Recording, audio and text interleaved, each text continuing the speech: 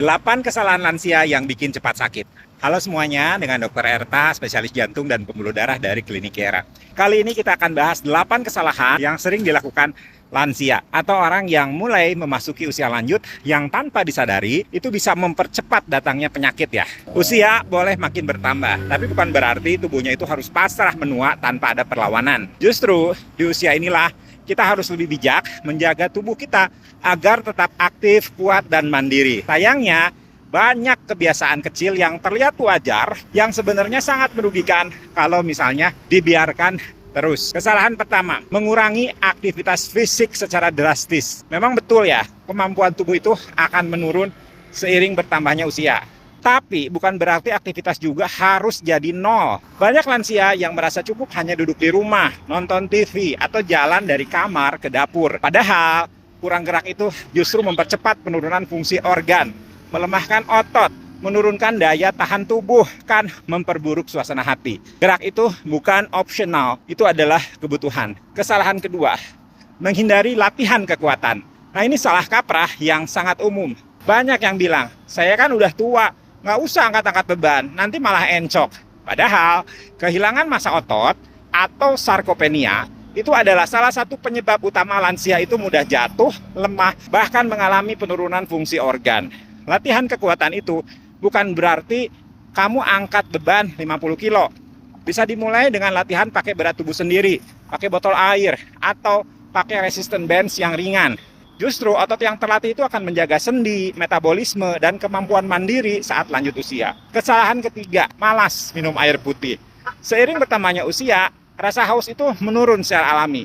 Atau ada yang mungkin punya masalah seperti hipertrofi prostat, sering kencing, sehingga akhirnya memutuskan tidak minum banyak-banyak.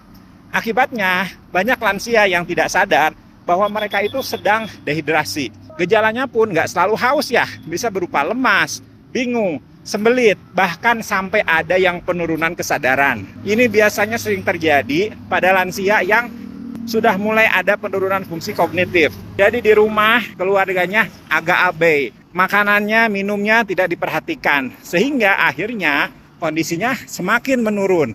Hingga akhirnya terjadi penurunan kesadaran, akhirnya dibawa ke rumah sakit. Jadi minum cukup air itu penting. Tidak hanya untuk menjaga fungsi ginjal, tapi juga untuk membantu sirkulasi darah dan metabolisme tubuh kita.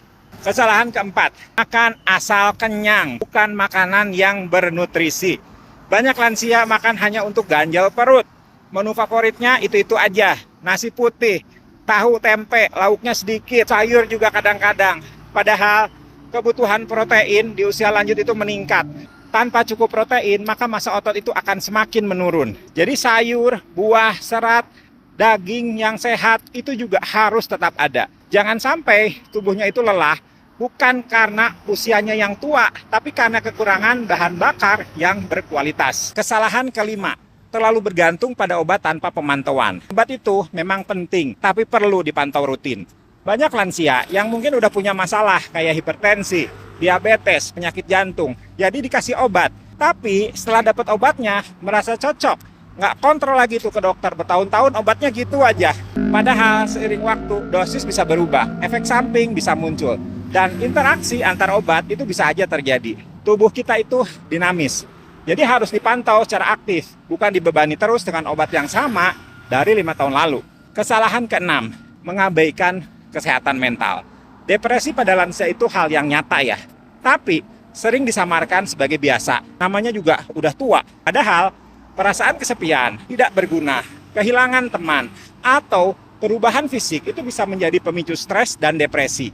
Jadi harus dijaga koneksi sosial. Harus tetap ikut kegiatan di komunitas. Dan jangan sungkan untuk cari bantuan profesional kalau misalnya merasa terus-menerus murung atau tidak bersemangat. Kesalahan ketujuh, tidak menjaga kualitas tidur. Lansia sering bangun tengah malam, bangun siang terlalu lama, atau tidur di depan TV lalu terbangun dengan leher yang terasa kaku. Kurang tidur yang berkualitas itu bisa menyebabkan tekanan darahnya naik, gangguan memori, dan gangguan suasana hati. Jadi harus diciptakan suasana tidur yang nyaman dan konsisten. Dan kurangi ya kafein di sore apalagi di malam hari. Walau katanya itu cuma seteguk aja, itu bisa dampaknya panjang ke kualitas tidur.